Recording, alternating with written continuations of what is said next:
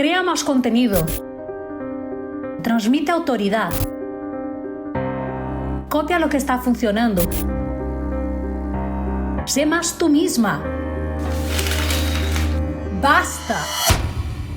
Durante mucho tiempo hice todo bien. Seguí lo que el mercado decía, miraba hacia afuera. Lo que funciona, lo replico. Tenía experiencia, recorrido y había ayudado a mucha gente a posicionarse. Y aún así, era invisible. Les funcionaba a todos, conmigo no. Era una persona auténtica intentando encajar en versiones que no eran mías. Y cuanto más miraba hacia afuera, intentando entender qué era lo correcto, más me alejaba del único activo que nadie podría copiarme. ¿Y sabes lo que es más perturbador? La autenticidad nunca fue el problema. El problema es que ella sola no comunica nada. Puedes ser completamente tú misma y el mercado seguir sin verte. Puedes ser increíble fuera del digital, tener resultados y aquí seguir siendo una más.